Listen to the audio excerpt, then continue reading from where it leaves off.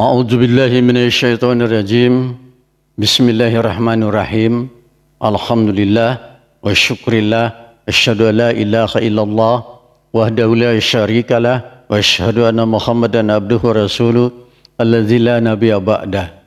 Ikhwan akhwat fid din, saudara-saudaraku rahimakumullah. Assalamualaikum warahmatullahi wabarakatuh.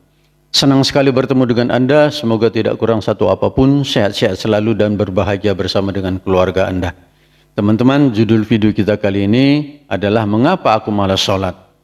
Teman-teman, judul ini terinspirasi dari saya sendiri, karena saya kadang-kadang juga malas sholat.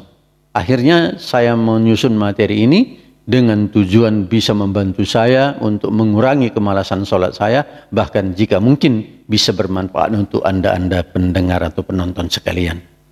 Baik teman-teman, sebagaimana biasanya, sebelum kita melanjutkan pembahasan kita ikuti dulu pesan-pesan berikut. Video ini spesial untuk dakwah, tidak dimonetisasi. Jika Anda berkenan, Anda boleh mendownload video ini, dan juga Anda boleh menguploadnya kembali di channel Anda, dengan harapan tidak dimonetisasi pula. Kalau ada pembahasan pada video ini yang bertentangan dengan pendapat seseorang, jangan dipertentangkan. Imani saja yang menurut Anda paling bisa dipertanggungjawabkan. Kalau Anda menggunakan handphone, miringkan handphone Anda untuk mendapatkan gambar yang lebih besar atau landscape. Baiklah, kita lanjutkan. Nah, sebelum kita lihat penyebab malas sholat ini, kita lihat dulu satu firman Allah tentang orang-orang yang malas dalam sholatnya, yaitu di surat An-Nisa ayat ke-142. A'udzubillahi minasyaitonir rajim. Bismillahirrahmanirrahim. Innal munafiqina yukhadi'una Allah wa huwa khadi'uhum wa idza qamu ila sholati qamu kusala yura'una an-nasa wa la yadhkuruna Allah illa qalila. Shadaqallahul azim. Sesungguhnya orang munafik itu menipu Allah, dan Allah akan membalas tipuan mereka. Dan apabila mereka berdiri untuk sholat, mereka kesal atau malas. Mereka bermaksud ria dengan salat di hadapan manusia. Dan tidaklah mereka berzikir kepada Allah kecuali sedikit. Teman-teman, saudara-saudaraku, minimal ini yang harus kita hindari. Minimal kita tidak ria kepada manusia dalam sholat kita, agar kita tidak tergolong dalam orang-orang yang munafik yang digambarkan Allah dalam ayat ini. Jadi kalaupun malas bukanlah karena ria. Kita malas walaupun di dalam kamar kita sholat sambil malas-malas, misalnya ke masjid kita sholat tapi tidak bermaksud untuk dilihat orang. Itu minimal. Tapi kita akan menemukan penyebab malas sholat ini, sehingga insya Allah nanti kita bisa mengatasinya, kita bisa menemukan solusinya, sehingga satu saat kita tidak lagi malas dengan sholat kita, tapi bahkan merindukannya. Nanti bisa ditandai dengan bagaimana sholat sunatnya, teman-teman sekalian. Baiklah, kita lanjutkan pembahasan kita. Setidaknya saya mau mengangkat 6 poin yang membuat orang malas sholat. Yang pertama, belum memahami hidayah Allah. Yang kedua, tidak terbiasa dari kecil. Yang ketiga, kurang memahami guna sholat. Yang keempat, kurang memahami risiko meninggalkan sholat. Dan yang kelima, belum merasakan nikmatnya sholat. Ini yang utama. Dan yang keenam, tidak mengerti yang dibaca. Ini juga satu penyebab daripada orang malas sholat. Baiklah, kita lanjutkan dengan membaca satu firman Allah di surat Yunus ayat 25. Ini belum memahami hidayah dari Allah. A'udzubillahi minasyaitonir rajim. Bismillahirrahmanirrahim. Wallahu yad'u ila daris salam wa yahdi man yasha'u ila siratim mustaqim. Shadaqallahul azim. Allah menyeru manusia ke Darussalam dan menunjuki orang-orang yang dikehendakinya kepada jalan yang lurus. Mari kita lihat ini pembahasannya seperti apa. Yang pertama kita mau lihat lafaz yad'u. Jadi Allah itu tidak henti-hentinya, senantiasa, karena ini fi'il mudhari, senantiasa mengajak kita ke negeri yang selamat, ke Darussalam atau ke surga, ke jannah. Selalu diajak oleh Allah dan tidak henti-hentinya, karena dia fi'ilnya mudhari. Ya kan? Jadi Allah selalu saja mengajak kita ke Darussalam, ke negeri yang sentosa, aman, tenang, nyaman. Surgalah enaknya bahasanya yang mudah dipahami. Kemudian lafaz yang kedua yang mau kita angkat adalah yahdi. Ya, yahdi itu ya, itu fi'il mudhari atau senantiasa. Ya, artinya senantiasa memberi petunjuk. Jadi sebenarnya Allah itu senantiasa menebar petunjuk, tapi ada syaratnya, mayasya. Kalau terjemahnya yang dia sukai, boleh, itu pun tidak ada masalah. Pertanyaan saya, seperti apa rupanya orang yang disukai Allah? Tentu saja yang memenuhi perintahnya dan menjauhi larangannya. Itulah orang yang disukai Allah. Maka orang yang memenuhi perintahnya dan menjauhi larangnya akan selalu diberi petunjuk oleh Allah ke siratal mustaqim, ke jalan yang istiqomah, ke jalan yang lurus, ke jalan yang kita tidak macam-macam lagi. Jadi kalau mau disukai Allah, dekatilah perintahnya, jauhi larangannya. Amalkan perintahnya, jauhi larangannya. Maka kita akan diberi petunjuk oleh Allah. Sehingga nanti kalau sudah diberi petunjuk oleh Allah, kita tidak akan malas sholat lagi, insya Allah.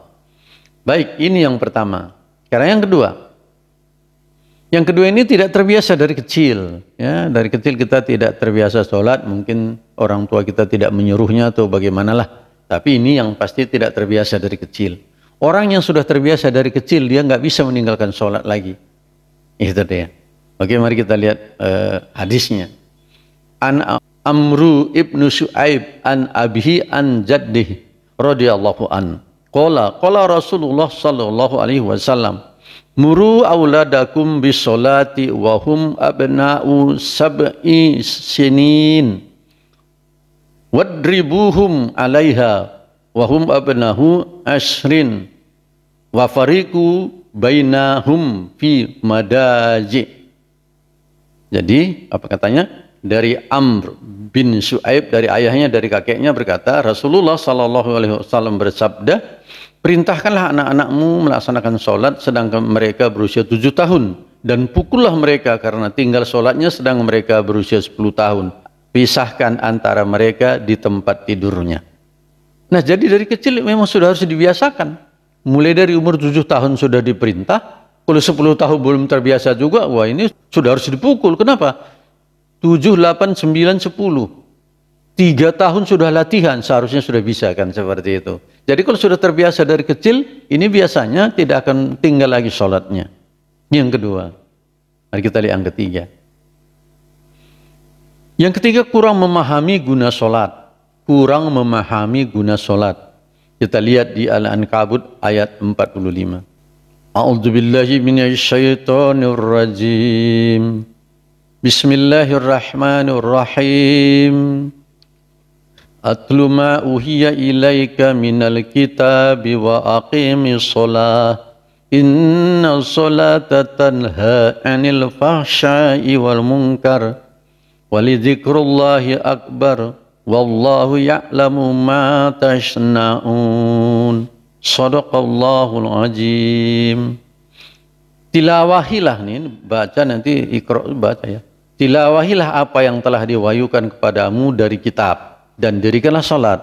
Sesungguhnya salat itu mencegah perbuatan keji dan mungkar, dan sesungguhnya mengingat Allah adalah lebih besar keutamanya daripada ibadat-ibadat yang lain, dan Allah mengetahui apa yang kamu sembunyikan. Ya, kita lihat pembahasannya ya. Inna sholata tanha anil fahsya'i wal munkar. Sesungguhnya solat itu mencegah perbuatan keji dan mungkar. Ini sudah hafal nih banyak orang. Tetapi ada yang ketinggalan di depan. Atlu ma ukhiya ilaika minal kitab. Tilawahi dulu kitab. Tilawahi dulu kitab. Pelajari dulu kitab yang telah diwahyukan kepadamu. Nah, jadi kita belajar dulu tentang sholat itu sendiri mungkin, barulah berfungsi inna sholata tanha 'anil fahsya'i wal munkar. Mungkin orang tidak paham fungsi ini atau kurang memahami fungsi sholat ini, guna sholat ini. Kalau orang yang hakim dalam sholatnya, orang yang eksis dalam sholatnya, dia tidak akan melakukan perbuatan keji maupun perbuatan mungkar. Dia akan menjadi orang baik-baik. Dia akan menjadi orang yang enak dipergauli. Karena dia tidak akan menjolimi kita. Itu guna daripada sholat, satu diantaranya. Banyak sih guna yang lain. Yang keempat, kurang memahami risiko meninggalkan sholat. Ya, kita bisa lihat di surah Al-Mudaththir ayat 42 sampai 43. A'udzubillahi minasyaitonir rajim. Bismillahirrahmanirrahim. Ma sa'alakakum fi syaqqar. Ma sa'alakakum fi syaqqar. Apakah yang memasukkan kamu dalam sakar atau neraka? Qalu lam naku minal musallin. Mereka menjawab, kami dahulu tidak termasuk orang-orang yang melaksanakan sholat. Ya, jadi kalau kita lihat apa sebabnya, apa akibatnya? Akibat meninggalkan sholat apa? Meninggalkan sholat berakibat masuk neraka. Nah, kalau kita sadar dan percaya ini, wah seru juga ini. Kalau sholat malas-malas, apalagi sampai meninggalkannya. Ini yang keempat. Ini hanya sebagian kecil ayat yang saya angkat. Banyak sih, ya, risiko-risiko meninggalkan sholat itu banyak. Tapi satu ini aja pun sudah cukup bahaya. Kenapa? Masuk neraka, ya, masuk sakar, masuk sakar.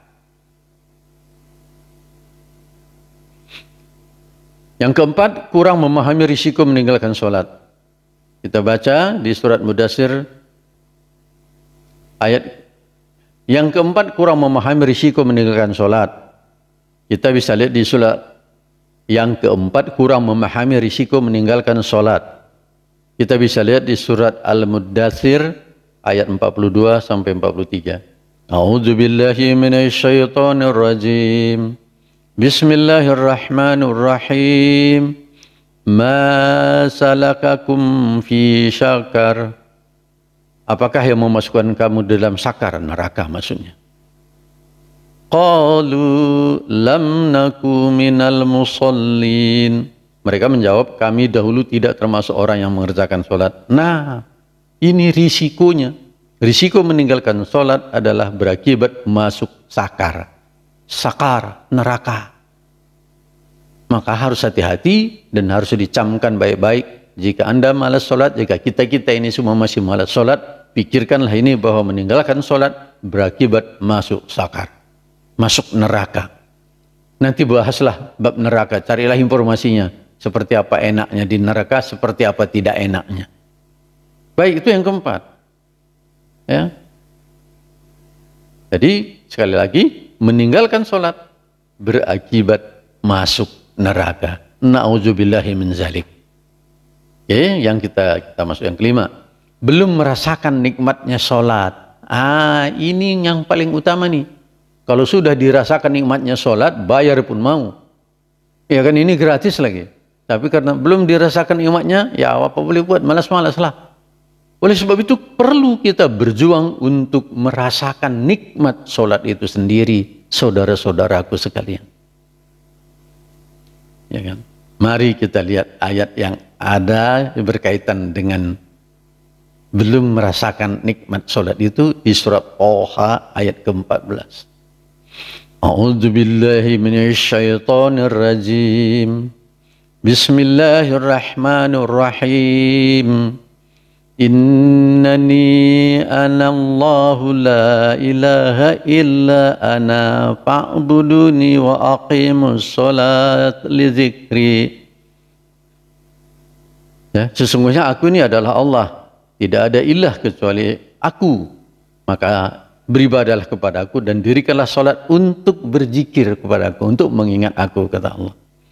Ya, ini satu ayatnya. Nanti kita kaitkan dengan yang lain, tapi di sini kita bisa ambil kesimpulan adalah salat itu adalah zikir. salat adalah zikir.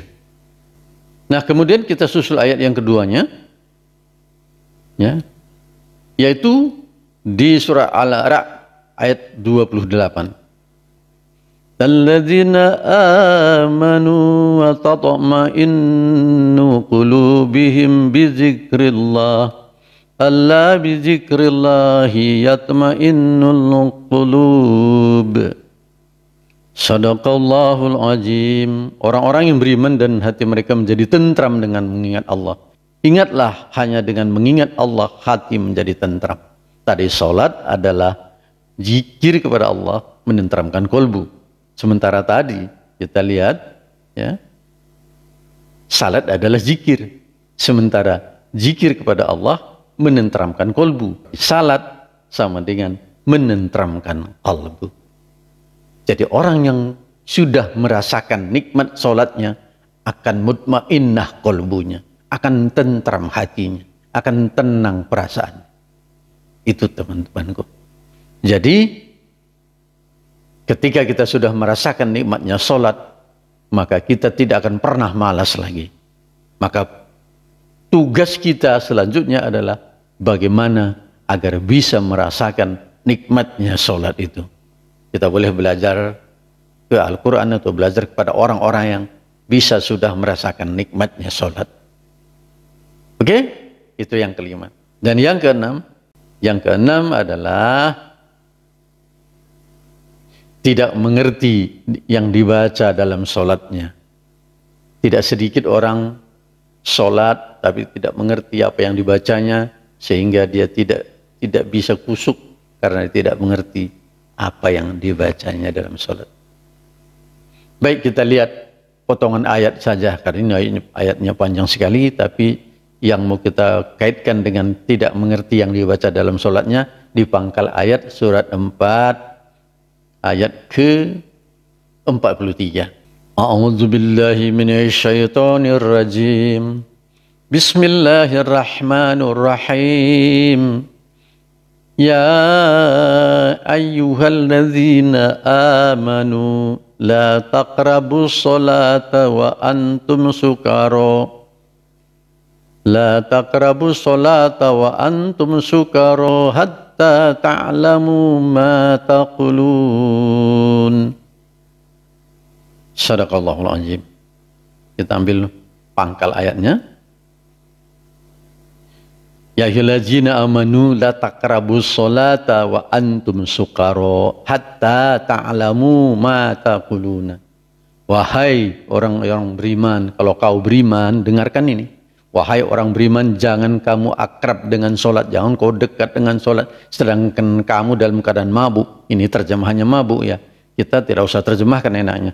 Biarkan saja sukaro, tapi ada hattanya. Hatta ta'lamu ma taquluna, sehingga kau berilmu. Ain lam mim tu, ta'lamu berilmu. Ma taquluna, apa yang kau katakan, apa yang kau ucapkan.